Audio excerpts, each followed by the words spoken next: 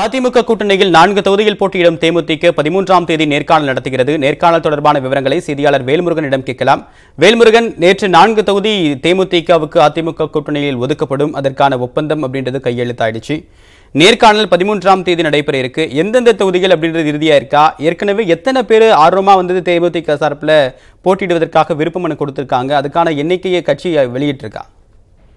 இதுவரைக்கும் எத்தனை பேர் என்கின்ற ஒரு தொகுதி அந்த விருப்பமனு எண்ணிக்கையை தேமுதிக சார்பில் வெளியிடவில்லை. ஆனால் நாம் விசாரித்ததன் அடிப்படையில் கிட்டத்தட்ட 500க்கும் மேற்பட்ட விருப்ப மனுக்கள் கொடுக்கப்பட்டதாக தகவல்கள் வெளியாயிருக்கிறது. அந்த அடிப்படையில் வருகின்ற 13ஆம் தேதி இதற்கான ஒரே நாளில் நேர்காணல் நடத்துவதற்கு திட்டமிடப்பட்டிருப்பதாக சொல்லப்பட்டிருக்கிறது. அந்த அறிக்கை இன்று காலை சரியாக 9:44 மணி அளவில் வெளியாகினது.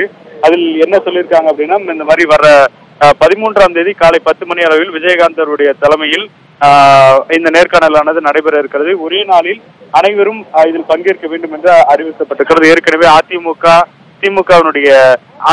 தேமுதிக என்ற அடிப்படையில் தற்போது கூட்டணியானது உருவாகி இருக்கிறது. அந்த அடிப்படையில் தற்போது 4 தொகுதிகள் தேமுதிகவிற்கு ஒதுக்கப்பட்டிருக்கிறது. இந்த தொகுதிகள் என்ன என்று இதுவரைக்கும் தகவல்கள் வெளியாகாத சூழ்நிலையில் அந்த அறிவிப்புகள் இன்னும் 2 நாட்களில் வரும் என்று எதிர்பார்க்கலாம்.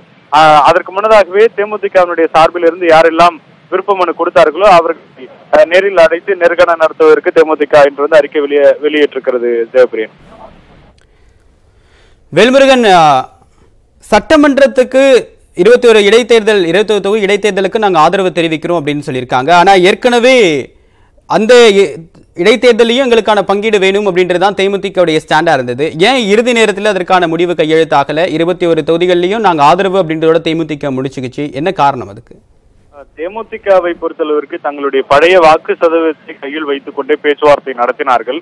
ஆனால் அதிமுகவுடைய தரப்பிலிருந்து கடந்த தேர்தல்களில் தேமுதிக எடுத்த வாக்குகளை வைத்து இவர்களுடைய தரப்பிலிருந்து தொகுதி பங்கீடானது நடைபெற்றது. அந்த அடிப்படையில் தங்களுக்கு தேமுதிகவுடைய தரப்பிலிருந்து வைக்கப்பட்ட கோரிக்கை என்பது 7 தொகுதிகள், அது மட்டும் இல்லாமல் ஒரு ராஜ்யசபா தொகுதி, அது மட்டும் இல்லாமல் 21 இடங்களில் 8 தொகுதி எங்களுக்கு ஒதுக்க வேண்டும் என்ற கோரிக்கையெல்லாம் முன்வைக்கப்பட்டது. ஆனால் அதில் படிப்படியாக ஒவ்வொரு கட்டமாக நடந்த பேச்சுவார்த்தையில் தேமுதிக பல பின்னடைவுகளை சந்தித்து இறுதியாக 4 தொகுதிகளில் மட்டுமே போட்டியிடும் என்று நேற்று அதிகாரப்பூர்வமாக விஜயகாந்த் அவர்களை அறிவித்திருக்கிறார். அந்த அடிப்படையில் தற்போது இந்த 21 தொகுதிகளிலும் 18 தொகுதிகளுக்கு தேர்தலானது நடைபெற இருக்கிறது. அதில் முழு ஆதரவை தேமுதிக கொடுக்கும் என்றும் அவர்கள் தெரிவித்திருக்கிறார்கள். அந்த அடிப்படையில் தேமுதிகவை பொறுத்தளவிற்கு தற்போது ஒரு இக்கட்டான தேர்தலை சந்திக்க வேண்டிய ஒரு நிலையில் தான் தள்ளப்பட்டிருக்கிறது.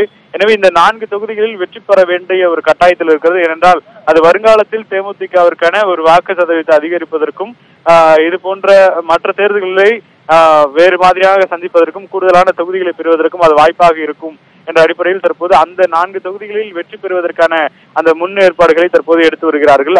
அதற்கான வாய்ப்புகளை அதிகமாக இருக்கக்கூடிய தொகுதிகளும் கேட்டு வருகிறார்கள். குறிப்பாக கள்ளக்குறிச்சி தொகுதி, விருதுநகர், அதே போல திருச்சி, சென்னையில இருக்கக்கூடிய ஒரு முக்கியமான ஒரு தொகுதியும், அதாவது குறிப்பாக தென் சென்னை கேட்கலாம் என்று சொல்லப்பட்டிருக்கிறது. இந்த அடிப்படையில் தற்போது தேமுதிக இந்த தொகுதிகளை வலியுறுத்தி வருகிறார்கள். ஆனால் அதிமுகவினுடைய தரப்பிலிருந்து எந்தெந்த தொகுதிகள் ஒதுக்கப்படும் என்பதை இதுவரைக்கும் வெளிப்படையாக தெரிவிக்கவில்லை. தேவபிரியன். அதிமுகவுடன் கூட்டணி அமைத்திருக்கக்கூடிய தேமுதிகவுக்கு 4 தொகுதிகள் ஒதுக்கீடு செய்யப்பட்டிருக்கிறது. அந்த தொகுதிகளில் போட்டியிட விரும்பக்கூடிய தேமுதிக நிர்வாகிகளிடமிருந்து ஏற்கனவே விருப்ப மனு பெறப்பட்ட நிலையில் அவர்களிடம் நேர்காணல் என்பது 13ஆம் தேதி நடைபெற இருக்கு. இதனுடைய பின்னணி குறித்து பல்வேறு தகவலை கொடுத்தீங்க வேல்முருகன். உங்களுடைய விரிவான தகவல்களுக்கு நன்றி.